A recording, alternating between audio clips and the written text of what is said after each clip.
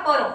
ஒண்ணு இல்லைங்க, chicken pepper gravy. அது எப்படி செய்யலாம்னு பார்க்கலாமா? ரொம்ப ஈஸிங்க, வாங்க செய்யலாம். தேவையான பொருட்கள்: 1/2 கிலோ சிக்கன், நல்லெண்ணெய், உப்பு, மிளகு ஜீரகம் அரைச்சி வச்ச பவுடர், சோம்பு, பிரியாணி இலை, கிராம்பு, ஏலக்காய், பட்டை, வெங்காயம், பச்சை மிளகாய், தக்காளி. இவ்வளோதாங்க.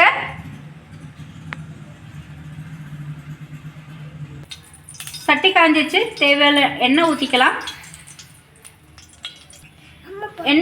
எண்ணெய் காஞ்சிருச்சு, சோம்பு, பட்டை, கிராம்பு, ஏலக்காய் எல்லாம் போட்டுக்கலாம்.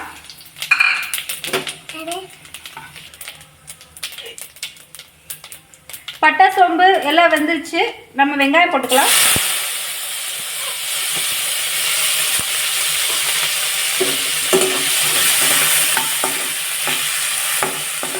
வெங்காயம் வதக்கும் போதே லைட்டாக உப்பு போட்டுக்கலாம்.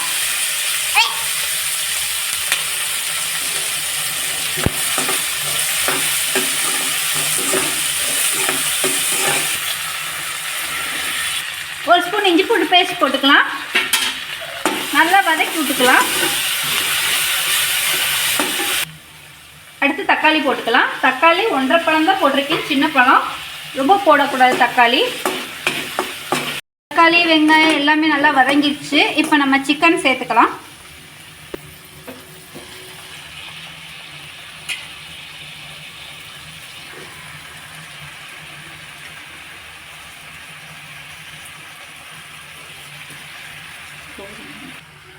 இப்படி ஒரு கிண்டி விட்டுட்டு நம்ம ஒரு 5 நிமிஷத்துக்கு மூடி விட்டுடலாம். அதிலே தண்ணி விடும். அதுக்கப்புறம் நம்ம பெப்பரை போட்டுக்கலாம். இப்போ லைட்டாக தண்ணி விட்டுருக்கு. இப்போ நம்ம பெப்பர் சேர்த்துக்கலாம். பெப்பர் போட்டுக்கலாம். பெப்பரும் ஜீரகமும் அரைச்சி வச்சுருக்கேன். பெப்பர் போட்டு நல்லா மிக்ஸ் பண்ணிவிட்டு 10 நிமிஷத்துக்கு எதுவும் தண்ணியெல்லாம் ஊற்றாதீங்க, நல்லா கொதி வரட்டும். அதான் தண்ணி விடும். லைட்டாக தண்ணி விட்டுருக்குது. இந்த டைமில் நம்ம 1/2 கிளாஸ் தண்ணி மட்டும் ஊற்றிக்கலாம். நம்ம கிரேவி மாதிரி, திக்கு கிரேவி மாதிரி செய்ய போகிறோம். லைட்டாக தண்ணி விடுங்க போதும். இதோட உப்பு சேர்த்துக்குங்க.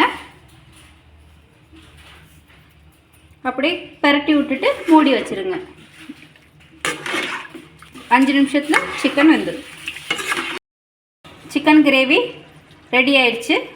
பாருங்கள் எவ்வளோ அழகாக பூ மாதிரி வெந்திருக்குன்னு பாருங்கள்.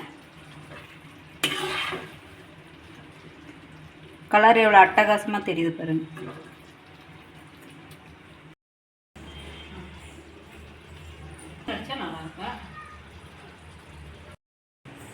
பெப்பர் கிரேவி ரெடி ஆயிடுச்சு.